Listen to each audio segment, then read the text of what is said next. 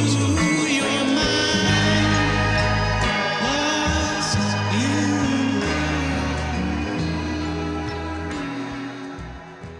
Another. I don't know, like it almost feels like a little bit of like there's something behind it, right? It kind of feels like somebody's doing this on purpose in order to gain attention. I'm not saying that he's not guilty of his crimes. That's not what I'm saying. I'm just saying it's just a little fishy that all this shit starts happening now. Why? Yeah. That's probably because one person spoke. And then, that evolves. That always rolls into being more and more people. Yeah, but you know what? Like, go back a little further. Like, go a little back with Kanye, or now he's Ye. I can't keep up. Remember when that whole thing was going on? You're like, did this man just promote Adolf Hitler on fucking live television? Like, I think these people know shit that we don't know. Because to be honest, like the whole like music and underground and label, it's a mafia. Yeah. Did I say that loud enough? Yeah, it's a mafia. You never know who's part of it. They might be listening right now. What's your thoughts on that? On what in particular there? Like the conspiracy that these arrests and these people, these famous people that are kind of having like loco moments, is like it's all part of a greater plan. I'm telling you, like I love this kind of shit. Like this just because it kind of almost feels like it's a movie, right? Yeah. I feel like you piss off the wrong person and eventually that stuff comes out. But people have known about it for years. There's videos of artists going back maybe 5-6 years right from right now that were on Drink Champs. So Nori has a podcast and Fabulous is on there and he's like, yeah, I don't want to go to your parties, man. Then he's like, when are we going to party together? And Fabulous is like, So it's one of those things. I think they have a lot of open secrets, but when you get the wrong person upset, that stuff comes to light ASAP. It's just is always holding over your head. I've said this before, and this is going to be probably like the most controversial thing that I'll probably say to you, like out of this whole conversation. People these days, particularly when it comes to rap and hip hop, there's like this, like trap and real, and like fighting for the man and the this and the that. Whereas if we go back like 25 or 30 years ago, the people that were actually rapping, the people that were actually producing the hip hop, they were the fucking gangsters. They were the fucking drug dealers. They were the people that were in prison. They were the people that were suffering. I'm not saying that there aren't any that there are today, but it's like this desire to go back instead of pushing forward. It's like, why are we always going back? Why aren't we like pushing forward? That's kind of like why this whole like arrest with Diddy and then the thing with Kanye and then there's like this whole thing now with Travis Scott. I don't know. It feels a little unnecessary. Interesting. You see what I mean? It's always been a show. I think a lot of people think that a lot of these guys were gangsters, a lot of these guys were tough guys, and they really weren't. A lot of this is all marketing. It's just a lot of the veil is pulled back now. Like I've talked to a lot of people that work at record labels or worked at record labels in the 80s and 90s. It's like these guys weren't, a lot of them weren't gang. Like a lot of them came from the same sort of environment. Like I come from that same environment. Like when I was growing up, KRS-One, where he grew up is like a freaking 2-minute walk from where I was living, right? So Bronx. I'm from the South Bronx, and I know what it's like to grow up there, and I know what it's like to grow up there when there's a lot of crime. It's not like that now. It's not the same, but that makes it sound like it's good. But I say that to say, even then, you was involved in stuff, and how the money is moved has involved a lot of those kinds of people. But a lot of these guys are actors. It's always been like that. It has. I mean, you take a person like even Ice Cube. Like he's as real as they fucking come. But the thing about him is that like he's not out there to shadow the crowd and roar and scream. Like he's always kind of been like kind of a little bit of an outsider.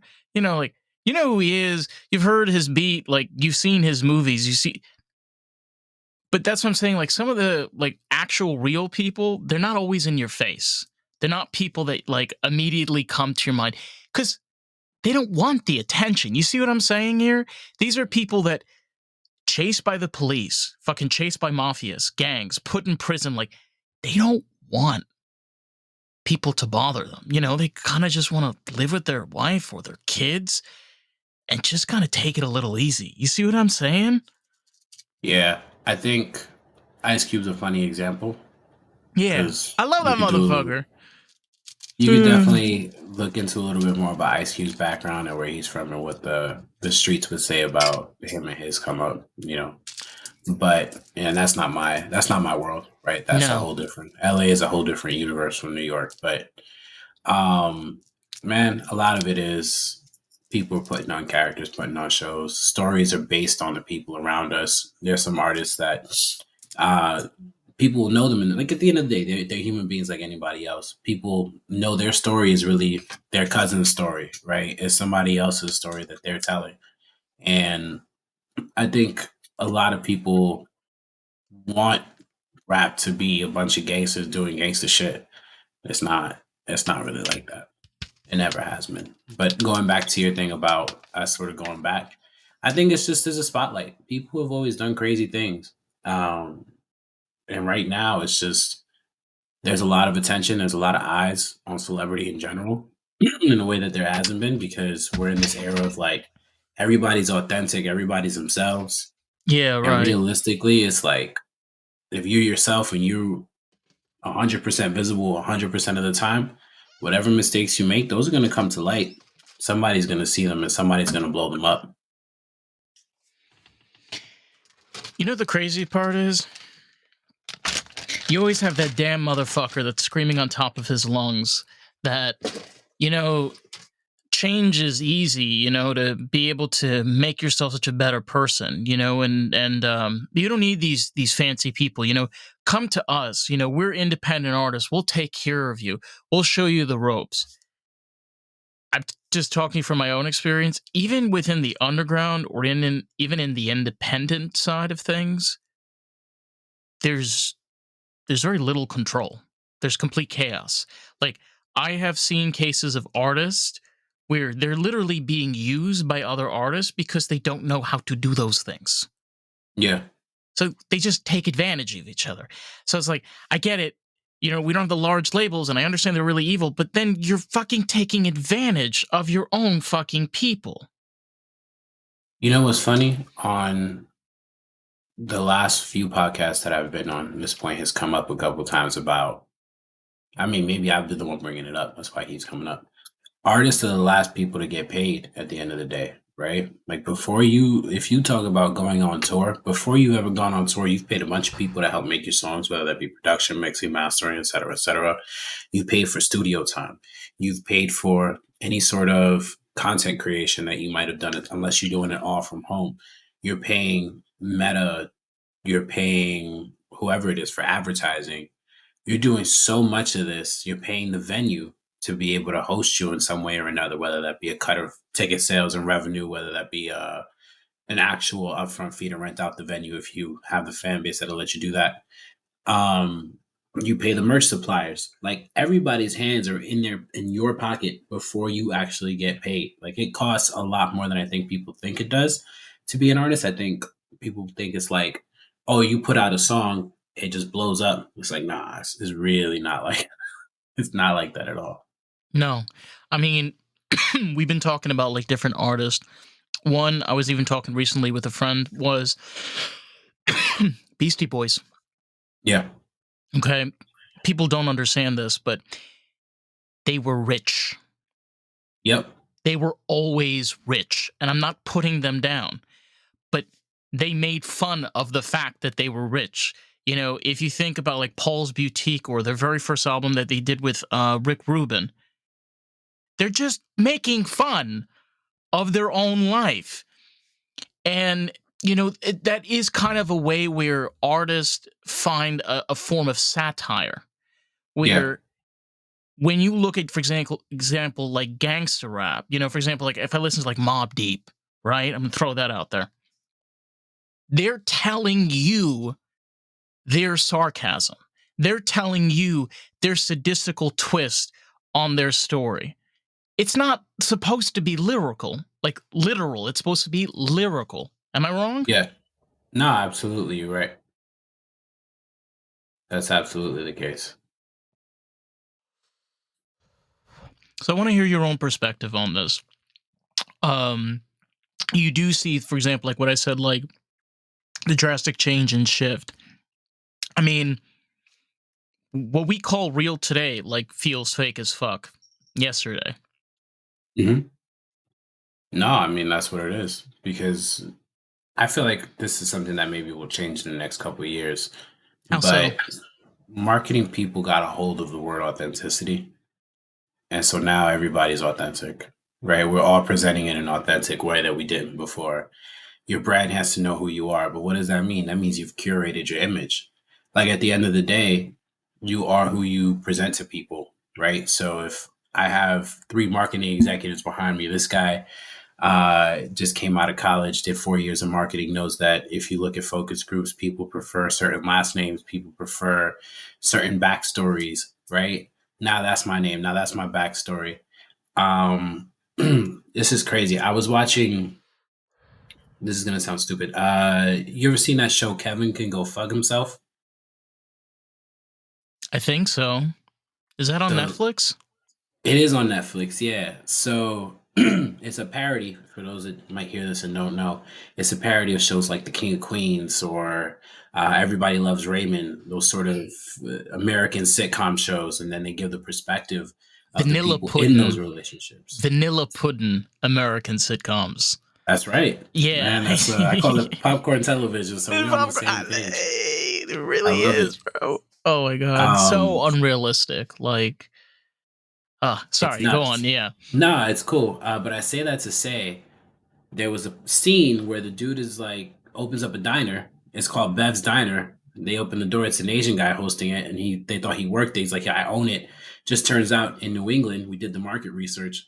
Sounds better if they think it's an old white lady behind the counter making the food, right? And it's like that's exactly the type of stuff. Like there's that disconnect between authenticity in quotations and authenticity for real. And I think that marketing label people in marketing have gotten so into that as an idea, and that's what they sell you now. um I think the backside of that is that people become a lot more invested in you, right? If you think about artists 20 years ago, 30 years ago, let's say a Prince, you really didn't know a lot about Prince's personal life. If he had a relationship, fine, that type of stuff goes public, It but was you don't know very what he was it doing. was very private. Very private. You didn't know when he was at Marshall's. You know what I mean? When he was at No. Walgreens picking up a prescription. Nowadays, with social media, nowadays with everything, it's sort of this snap back, and you see it politically too. I don't obviously want to get into politics, but No, we of course not. every few years, or every few let's say decades, our country snaps back left and right. If you look at the history of, let's say, a state like Florida, right? Florida used to vote straight Democrat until I think like 1980, and then that switches over, right? You And know we why? see trends like that.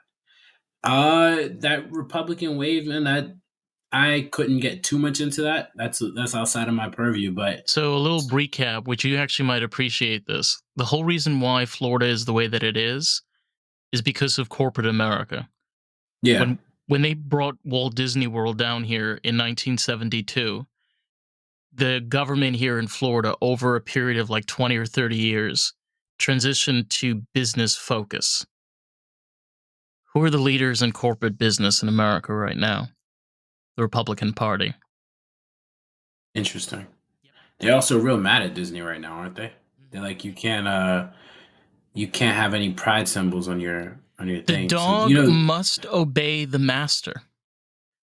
have you heard about this? There's Yes. there's like a very public. Disney has been fighting with the Florida government, and they're both real petty. So the Florida government was like, "Yeah, we're going to take away your incorporation because Lake Buena Vista was its own city, and we're going to just incorporate you into one of the cities there, or one of the regions." And they Disney is like, "All right, cool," and they just are like pettily responding back and forth for the last couple of years because of the politics on it. It's nuts. It's insane. Yeah. It's cool that a corporation is standing up for against the government being too political, like socially political, right? Like in any respect, you shouldn't force a company to be like, we're going to be Republican now, we're going to be right wing, or we're going to be left wing. You can't force them to have a political See, view. I'm not going to put on any names, but like there has definitely been like rappers and artists recently that they turn their music now into a political agenda. And what I mean by that is you represent yourself. You don't represent anybody else. You're representing yourself. So if you want people to see you, then represent your fucking self. Like what do you the I truth think as is an artist, I don't know, man. I don't disagree. I think as an artist, you should be able to express yourself, but I think you don't lose the ability to say, I believe in X, Y, and Z, right? So if you think about like a Cardi B getting on stage for Kamala Harris, a lot of people got mad at that, like, oh, why are you getting political? Go just rap. One, it wasn't coming from the fundamentally, heart. It wasn't coming from the heart. I'm not mad at your perspective on that. I'm just saying, I think if you look back at the history of hip hop, a lot of what the original purpose of what people were doing was talking, right, about their situation, their environment. Like how you get past that first couple of years of it being like emceeing or whatever, and it's just rocking the party, moving the mics, and that's hugely important. But you get into Grandmaster Flash or the Breaks, with Curtis Blow. Those guys are talking about stuff that's really going on. Like what is it in the Message, right? That entire thing is they're talking about the situation around them, and it just happens to have that catchy little hook of "Don't push me, cause I'm close to the edge," right? But they begin that, or in the middle of it, they're talking about a kid dropping out of school, or a guy's son is like, why am I in school? I could be like a hustler. I could make money. And he's trying to keep his kid away from that. Like hip hop has always had, and I think people don't realize that it's always had an agenda. And for better or worse, whatever people feel, it's an expression of self. But I do agree that it should be authentic, right? Like you should be yourself. Like you shouldn't be coming up because you think you'll get a little payday out of it, or somebody will give you, a little money, especially if you don't need it. I think people are always going to sell out their morals for the right price. Yeah. It's a shame, but it's the world. There's always going to be somebody who's willing to bend for whatever. But I think Cardi B has the right, definitely, to be on that stage with Kamala Harris. I don't think anybody should be like, "Oh, you make music." It's like, nah, she has a whole bunch of influence. A lot of people can Look up benefit to her. from exactly. A lot of people look up to her. A lot of people just enjoy her as a human being. So I think it's dope that she's using her platform for something that she believes in. But I think that, to your point, it came off to a lot of people as like you just bringing up celebrities, right? I think that was one of the big criticisms of Kamala Harris was like you just bringing up celebrity after celebrity after celebrity, and it's like a Hollywood party as opposed to it being like, okay, what about issue X that's really important from your issue Y, and where the clear policies and all this sort of stuff. Again, I'm not a political guy, so No. I can't debate it. But I wanted to add on to what you're saying because you have a really valuable point. Like I've been living down here in Florida for 3 years. I'm born and raised in New York. I grew up in Rockland County, on the other side of the Hudson, yeah, and I'm an outsider here, right? And the thing that I've experienced is, and again, no judgment. This is from my own perspective. The artists out here have it so much better than the artist out in New York. Okay? Because out here, if you're a part of the Latin community, you're part of the Haitian community, you're part of any of the Caribbean communities, you're able to like get into this ecosystem and basically have people that will help you build. In New York, you're treated like a fucking dog. You have to like fucking work 3 jobs, maybe get us like possibly on a single with like 10 other people, and then maybe you'll get like a side. It's so much. But that's the thing about being here in this country. It's like everybody's in different states and everybody has different experiences. And sometimes they don't realize what they have. And what that is fucking freedom, bro. Freedom is like, just do whatever the fuck you want. Some places you can't do that shit, like Chicago. You know what I'm saying? Interesting. Yeah. Yeah. It is true up here. It's definitely more dog eat dog, right? Like if you have people, you're blessed with your small community, your small environment, but it's definitely not as collaborative as it is down with artists that I've worked with in the South or that I've talked to in the South. I feel like they have a lot more of that camaraderie. Same thing with like the West, right? Like in LA, not LA, because Oh, LA's outside my world, but LA is like a tale of two cities. You got the one where everybody's a celebrity. Everybody believes they're a celebrity. And every time I've been in LA, you experience that. You be in a cab and somebody's like, yeah, I talked to this guy's fifth cousin, who's this guy's cousin, who's related to Joe Budden. You're like, all right, well, cool. Like, and this guy's like 10 degrees of separation from Kendrick Lamar. You're like, all right.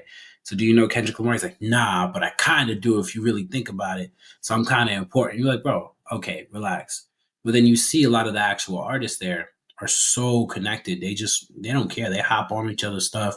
They big up each other all the time. I think it's definitely a lot of love out there. New York is very once you get in your clique, you work with who you work with. It's you build together for sure. You build together for sure, but it's definitely a little bit less. It's more competitive. Like the spirit of hip hop is very competitive in New York in a way it's not in a lot of other places. you can't, no matter how far a New Yorker will go, it never leaves you. You're always a New Yeah, Yorker. yeah, Always. I still sound like a New Yorker. You know, like no matter where I go, no matter how far I try. But I think that's honestly like one of the beating hearts is just the type of music and art that has literally come out of the state. I mean, we've kind of changed a generation if you think about it. yeah, absolutely. What about for yourself? Like, do you think that has like inspired you or changed you in like what way? What has inspired me being in New York? No, like I know that you're an artist, Right. and I know artists, for example, get inspiration from different places. You've mentioned like different artists that you've connected with. What kind of like from there, for example? Yeah, I mean, two of the people that I work with a lot right now, my guy Reggie Rude, my other guy Rome Holman. These two guys are really dope at what they do, and when I listen to them, right, I hear Rome is super super lyrical, and you hear the stuff that he's putting together in some of his songs, and you're like, damn, I should probably work on my similes or my metaphors a little bit more, right? Like my literary devices or whatever. Reggie's always trying stuff, right? So being in the studio, even sharing that energy with them.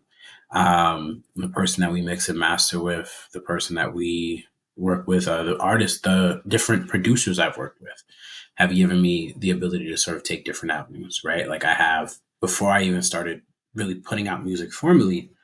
Um, I have worked with a few producers that had more like electronic funk sounds, right?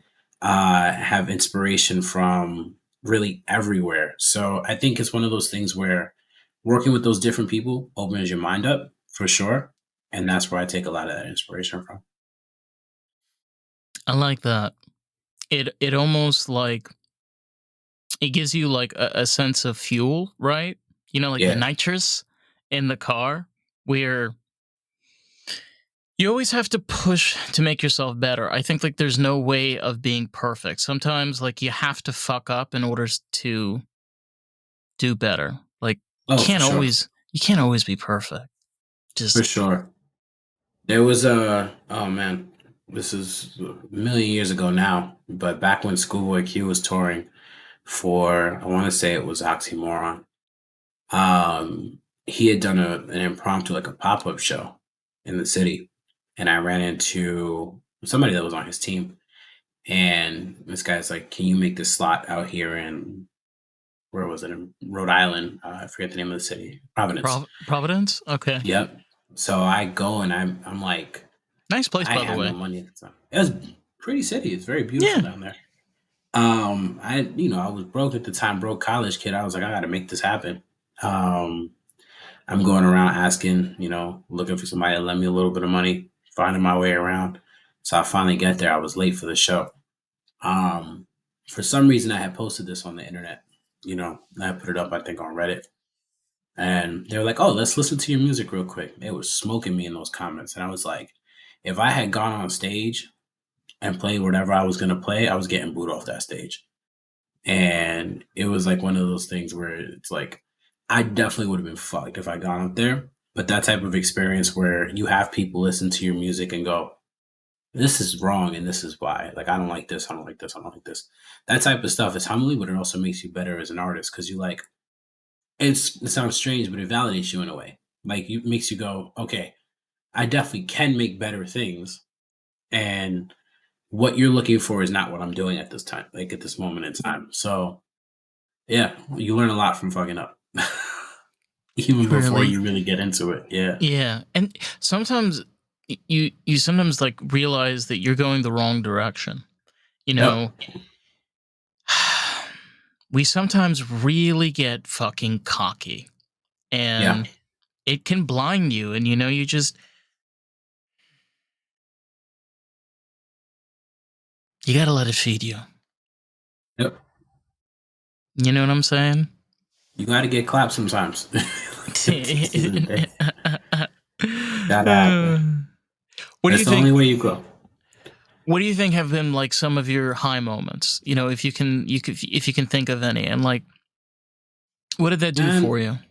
I think my highest moments are yet to come, right? I think being able to perform and receive a lot of love, being able to put out songs. I have a song out, Goyer Gatling, that on YouTube, like I went from having no views to like 16, 17,000 views, a lot of positive comments, a lot of positive feedback.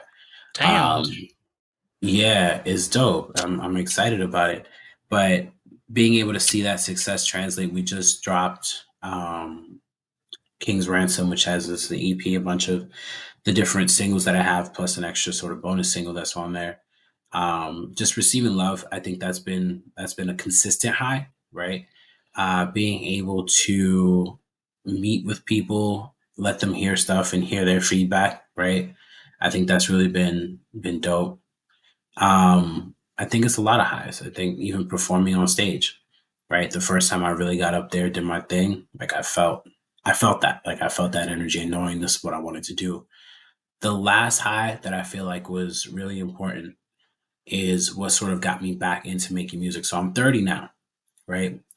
30 is a little bit old to be pursuing music, right? To be starting out, and I'm well aware of that. But the thing that has been consistent in me is that I love making music. I love writing. I love rapping. I love doing what I do.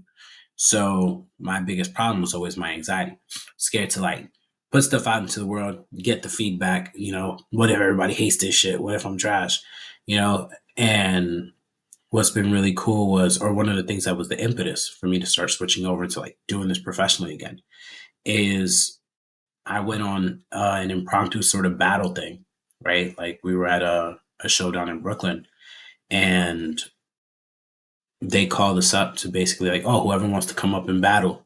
This sounds like 8 Mile. I swear to God, this sounds like 8 Mile. I swear, I swear, like the fact that you even said it's in Brooklyn, I'm like, okay, yeah, this is 100% believable. Yeah, Like, this is the yeah, thing that's happened. Like if you know the scene, you know the scene, right? I Um, know, man. but Wild so shit. I go up and I battle, I do my thing, and I won after like 3, 4 different Was it a people. one-on-one? It was repeated one-on-one, so it was like a knockout bracket. Oh So shit, bro. basically, I go up and then I battle. If I win, I stay up. If I lose, Yeah. I get off. So really, if you think about it, the last person to go, that's sort of the luckiest person, but that's neither here nor there. So I got through that. They promised me a spot on Sirius XM on a Shade 45 show. I'm not gonna name the show because the slot sort of panned out, so I wasn't real happy with the people. But the people in the audience, they showed me a lot of love, and that we did well, and that I got that reception, that I was able to really just be myself. I think that was probably the impetus. That was the real high for me. It was like, there's love out here. You gotta hunt for it a little bit. On Sirius XM. On Shade 45, man, the biggest hip hop station in the entire Sirius XM network. I was like, this is so dope. I was all excited.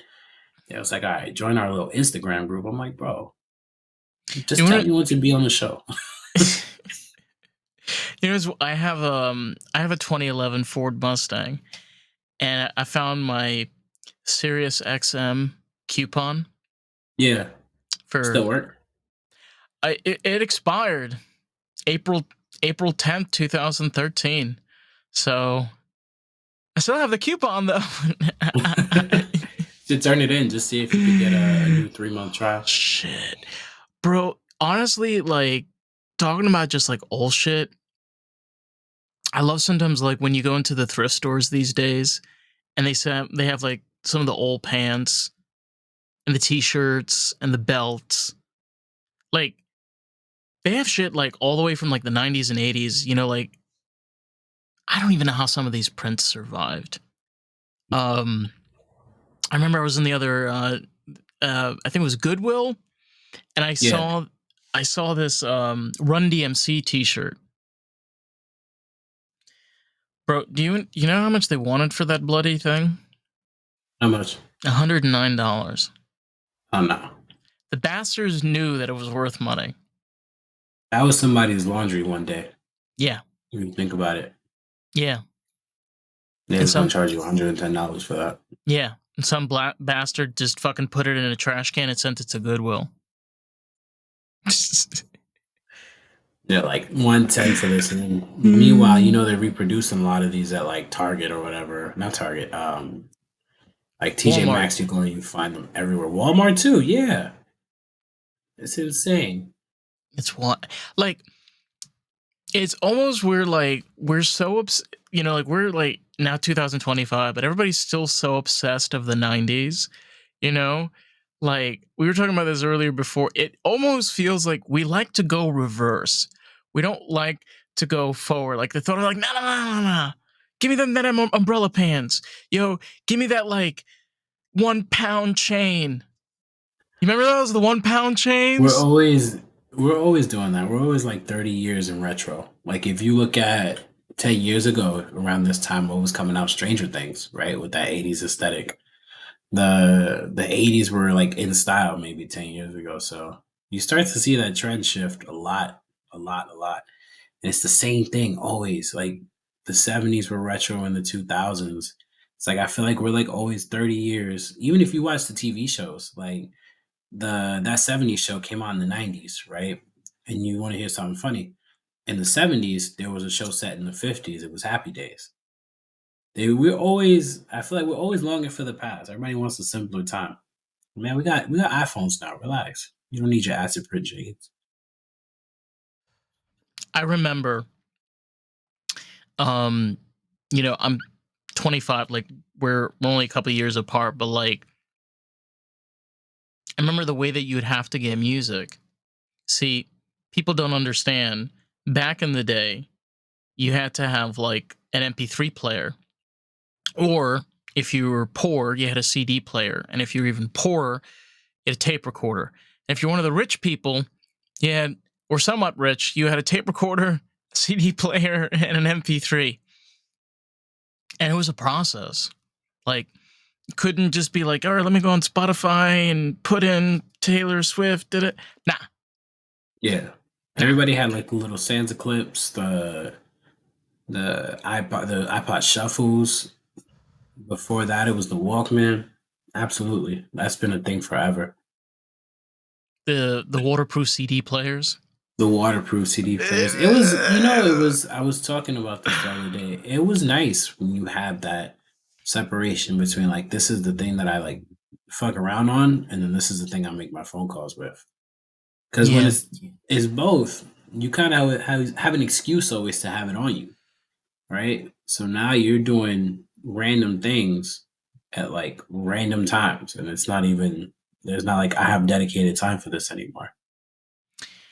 I kind of also remember like the days of where like on the sun visor you'd have like where you put in the CDs, and the car rides were kind of adventurous because Yeah, you just randomly pick a CD and just start playing music. I know like I try to be nostalgia, but what I'm trying to get at is that like we both in many ways are so fucking lucky because we've seen like I holy dude, I remember when a fucking like screen, you know, like the TVs, the flat screen TVs, they're like $6,000. hmm Okay, I like I swear to God, like I was with my dad in Costco, and I remember like $6,000 on the fucking label. I have one right now. It's like $250. What the You know fuck? what? What I've the been fuck? having this conversation. I feel like stuff. Maybe we just attract certain like things, right? Like, and just over time, we just attract certain patterns of thinking. Um, I've been asking this question for the last couple of days. What do you think is the latest in history that you could pull somebody from and then bring them into today and they wouldn't like have a seizure immediately?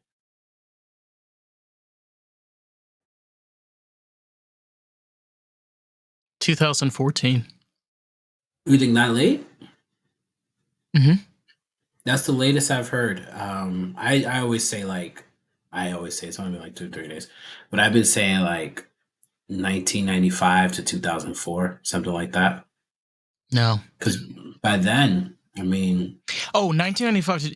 Dude, I'm telling you, like, people always tell me, like, holy shit, weren't you raised in the 90s? I grew up in the early 2000s. Let's be honest.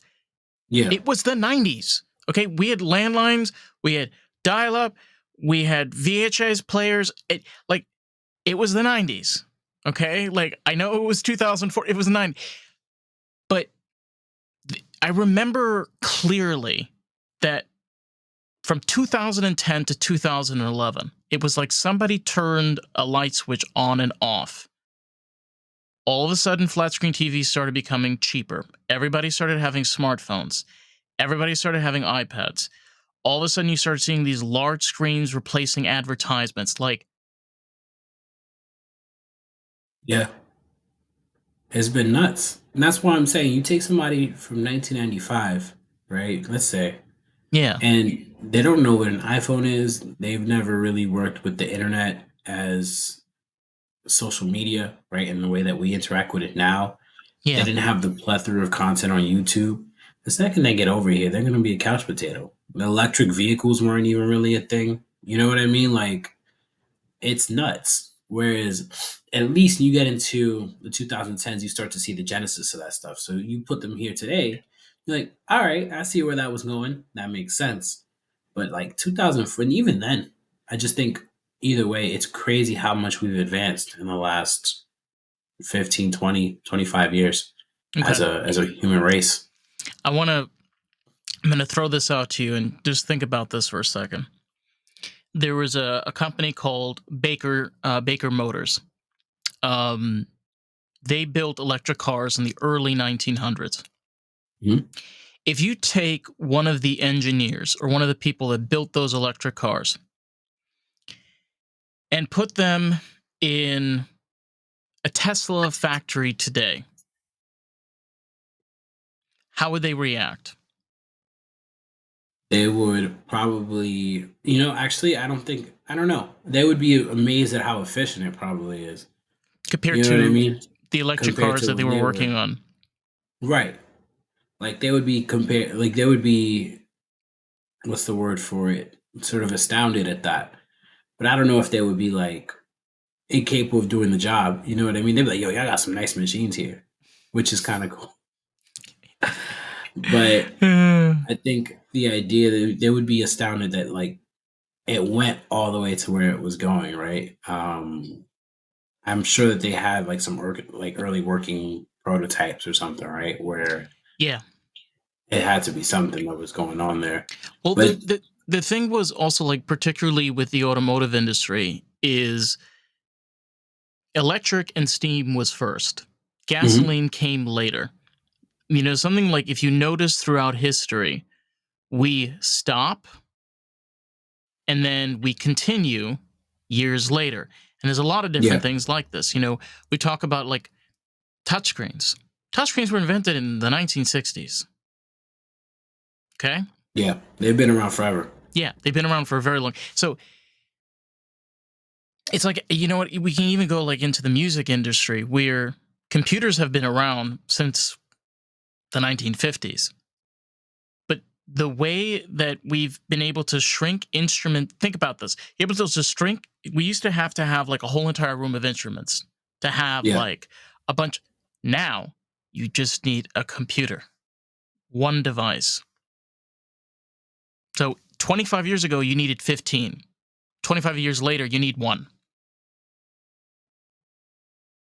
it's like we've evolved so much, man. It's not even funny. It's insane. Anybody can make music.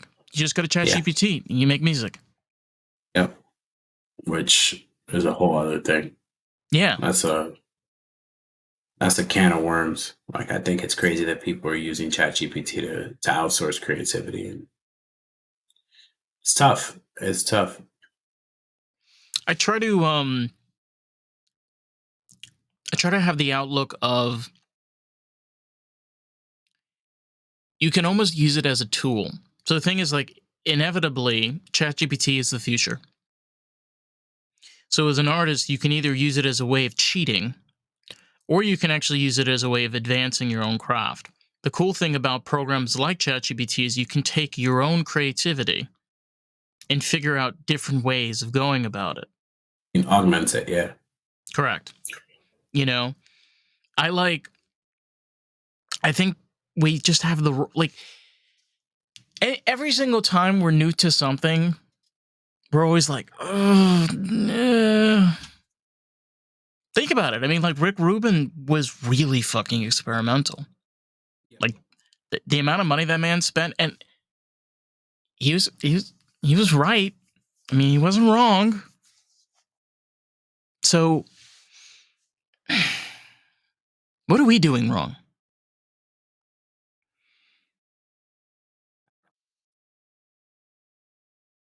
I think it's hard to get used to. The change is hard. I think change is hard for everybody. That's probably why we're so angry all the time. The world changes so much. So people get sick of it. They're just like, this is enough. Give me something better. Give me some, which it's changed in and of itself. If something better came along, they'd be angry about that too. I feel like, do you know the concept of hedonistic adaptation? I'm familiar. So we sort of have this like this hedonic treadmill that we run on essentially, right? No matter how far we advance, no matter how great things get, you can count on the idea that humans will be dissatisfied in some way, shape, or form.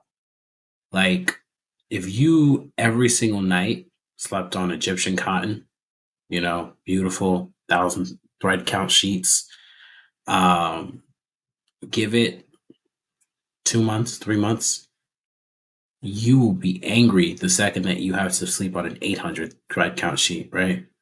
Um, that's just how we are as humans. Like we're so built to be upset about things. Like we're wired for it. We're wired to always want things to change and get better, but then always be mad when they do change. It's the Mm-hmm. weirdest thing about the human experience to me. You know, one thing that I kind of noticed, because I don't know why, like, sometimes I get, like, with the Reddits and things, particularly with, like, even Chapel Rowan, Mm-hmm. they're, like, just so much hate. And I'm just like, I say to myself, the reason why that's happening is because she's real. Yeah. You know, like, you kind of have to, like, almost think to yourself, like, behind the anger, behind the chaos, because why do we get angry at things? Like, why do we, like, oh, you suck? You're saying that because you want to be that person. Like, you're angry at yourself that you can't be that person. right? Yeah, absolutely. Oh, we are flawed motherfuckers. It'll always be that way. I don't know. It'll always. I don't know. You wonder if that will be always the case. Because you know what? Like, something we've pointed out, if you look at throughout our history, artists today have a lot more freedom than they've ever had before. Yes. There's no more need for women to fuck their old saggy bosses. There's no need for teenagers to get weird with the adults. There's no need for. I mean, there still is, but I'm just. There's a lot more access and availability now for those things not to happen as often. Yeah. I mean, you still watch people all the time getting caught doing that sort of stupid shit. True. There's a Which lot less of is, that stuff, though. yes, definitely. Well, as much as you can say that, right? Because people are still on the internet. Now people aren't doing it as much for jobs. It's not on the open. I think that's one of the big things is a lot of it is sort of receded Hidden. into the shadows. Yeah. It's like people do it behind closed doors instead of like, the waitress is not the waitress. Your boss is not gonna come and smack the waitress on the ass, but he'll leave those subtle comments. He'll take part in a little attempt at quid pro quo, right? So What's the I think his name is Cat Williams. He's yeah, he's the one that's been, saying that there's the shadow government, yep. Yeah, there's he's a funny little motherfucker, but it is really fucking scary that he's been pretty accurate. He's been accurate for years. And I don't feel like people take him serious. Like, I wonder how he's still alive.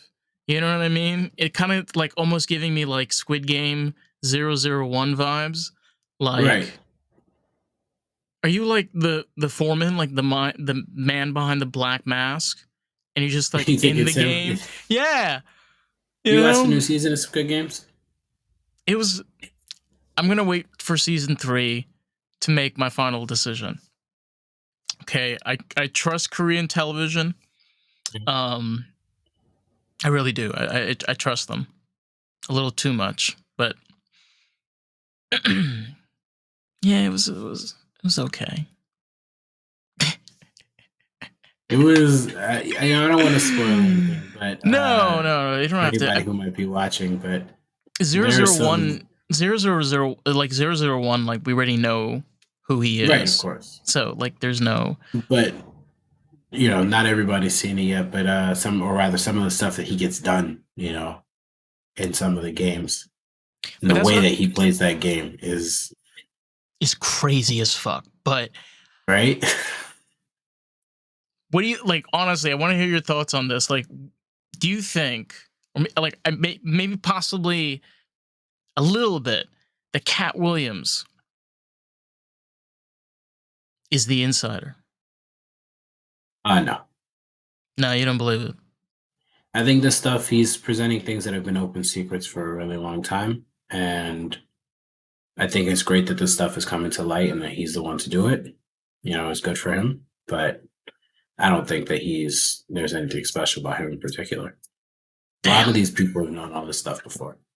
Like, you look at, the Diddy stuff, right? That stuff has been out there for decades. Yeah, but it's been covered. He's been known. I mean, it's not really. It's been covered in the way that, all right, you don't watch wrestling by any chance, right? Pro wrestling? No, not particularly. But I will watch it if it is playing in the room. There used to be a pro wrestler who went by the name of Pat Patterson. And for literally decades, nobody would say it, but everybody knew that Pat Patterson was gay, right? Because pro wrestling was a boys' club back then. It was, we don't accept that sort of stuff. Society wasn't ready for it. This, that, and the third. And Pat Patterson was he had been an Intercontinental Champion, which is like a secondary title in pro wrestling or in that market market of the WWE. So he also had like a really high up backstage position. Was this like back in the 80s? Yeah, this guy's back. He's from back in the 70s and 80s. Okay. And it was a big open secret. Everybody knew it. So by the time it came out, people were like, oh, yeah, yeah, no shit. It's sort of the same thing with this Diddy stuff. I feel like everybody's been like, well, yeah, I'm not really shocked. And even Cat Williams, they weren't like, oh my God, Cat Williams is telling the truth. They all thought he was crazy until that video came out of him doing what he was doing. Him being Diddy on Cassie, him beating the hell out of Cassie. It was disgusting to watch, but I mean, it's kind of like the R. Kelly video. I mean, hopefully we're not watching the R. Kelly video, right? No. We're not watching the R. Kelly video. Okay, I think we've all been scarred by that shit. But It's good to clarify this on record. No, but like I'm being serious. Like that was the final nail in the coffin. It's like, all right, dude. I hate to say it though. Like the man did have some good jamming songs. Like he did make some good music. But it's just like. You know what? It's a reality of that, like, artists are human beings, and sometimes human beings are terrible people. Yeah. Yep. At the end of the day. And even good people do bad things, right? So, not to say that he was a good person outside of this, just to be clear. But yeah, no. It's definitely one of those things where they're human beings, and I think people forget that they're human beings at the end of the day and either idolize them or put them on the pedestal that they absolutely do not belong on. No, not at all. I wonder, I was talking with another band, sometimes like almost we're, to get into your own groove, no pun intended,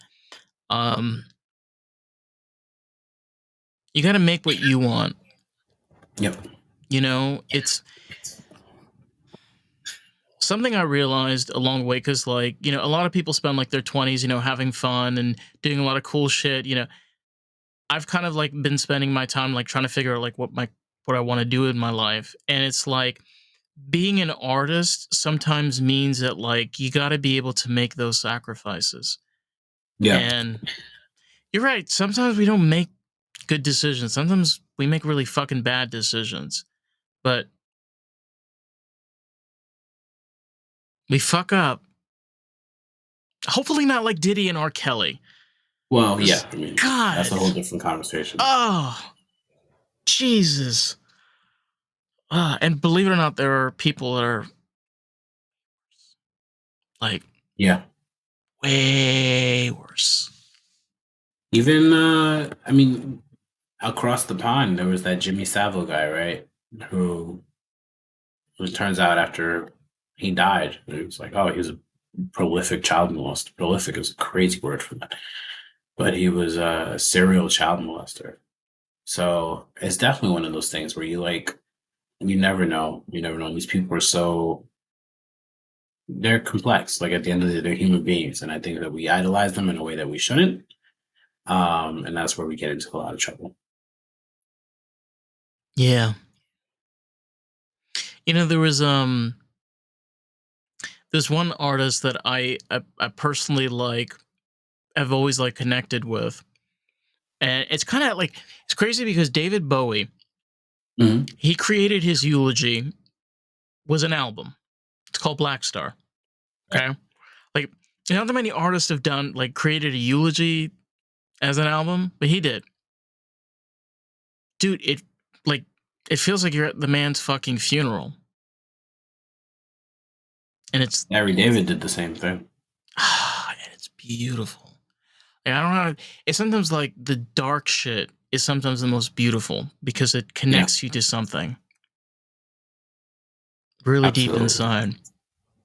Which artist did you mention also did that? I was kidding, but I was talking about Larry David. He hosted his own funeral in Curb Your Enthusiasm. He literally hosted his own funeral and then watched the funeral from a separate room to see how people spoke about him and stuff. I don't think it was him that hosted it. I think it was one of his friends that hosted it. I haven't watched Curb Your Enthusiasm in a while, but that show is just... First off, you start to understand how Seinfeld was made. Yeah, Seinfeld is a show where the older you get, the better that show gets. Because you start seeing like, oh, this is really how people interact. This is not always just a sitcom thing. It's like people really are this annoying in, in real life half the time. Like Friends is funny because for some people, I don't particularly find Friends funny, but um a lot of people find it funny because of how ridiculous it can get, right? Or like the Big Bang Theory. Like that stuff is not, you don't know somebody that's like Sheldon Cooper. You don't know somebody that's like Ross Geller. But you probably do know somebody to some extent who's like in the lane. Toned down slightly, you find somebody that's like a Jerry. You don't know a Kramer, I know hopefully, people that are like Kramer. that's because you're from New York, man. Yeah, But that's.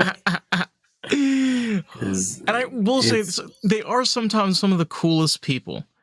yeah, Kramer is very misunderstood because where I come from, we call those kind of people speedsters. Do you know why we call them because they're speedsters? on speed. Yeah, that um, makes sense. yeah, You imagine Larry David didn't realize that. He just thought this is like some eccentric guy. Turns out this guy's been on speed the entire time. I mean, bro, come on. Like, as you get older and you watch Seinfeld, Kramer does the, with his nose, and he does it with the twitching of the ears. He's definitely You think doing the the Tokyo. you think the actor himself was on anything? No, I mean he probably was on something else. Could be. He was that guy was The, nuts. the thing about Seinfeld, which is as you watch the series, they get worse and worse and worse. And Yeah. like, the most crazy thing is like try to watch an episode from like season 3 and then from like season 8. You know what the change is there? Season 3, Larry David's still writing the show. Season 8, that's all Jerry Seinfeld.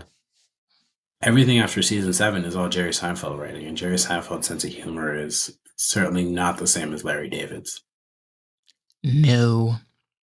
Not that it's worse in terms of like the show quality, because the show was still hilarious. Like some of the best moments are in those last couple seasons. But we just got out of the holidays, so Festivus is from freaking that's Jerry Festivus for Seinfeld. the rest of us. Yep. That's probably one of my favorite episodes, right? And that's a holiday episode from Jerry Oh, the Seinfeld. poll. We need, Yes, bro. We should have run a poll, man. the feats of strength Oh is my. ridiculous. It's such a great show.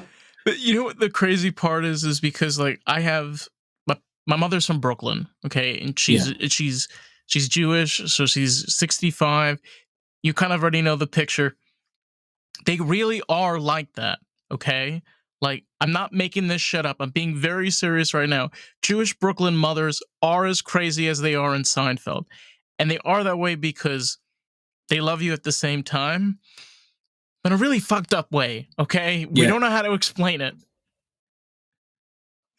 Oh It's my still god. love, right? At the end of It's the day. yeah. I remember once when I was living in LA, I met this Mexican guy, and I was telling him this, and he's like, "Oh, we have that in our country. It's called a slipper." Yeah, that's so, hilarious. so I was like, "Wait a minute. So you do it through physical, not verbal." Physical. Yeah, different forms of emotional and physical abuse. But like, getting back to Larry David, I mean, it's kind of crazy because I've heard like in real life he really is like that. He's not a Yeah. very he's not a very nice person to be around. I You don't know know. what? You shouldn't have to be. If you give me No. $100 million today, I'll be such a jerk, probably. Not a jerk, just antisocial. I'd probably be a little antisocial. It's weird when you like watch a video of like Demi Moore and Angelina Jolie in a room and they're like talking about like we can't go outside and interact with each other. I'm like, Bitch, what the fuck you talking about? You talking about like as if like you're in prison or something. Yeah. Yeah, like what you can't interact with other actresses. You can't like interact with other people. Like, no, they've got security and surveillance and security and Doesn't, I'm not gonna lie to you, it does not sound really pleasant. It sounds really miserable. I feel you. What do you see, honestly, like what do you see for yourself? Because like you don't seem like somebody that wants to like go after that life. You want to go after something else. So what is that? I want to make my art my living, right? Like I've said this before, I'm not somebody who needs to put myself out there to make a living, right? I don't need to be doing art to survive. It's what I want, and it's something that I'm genuinely passionate about.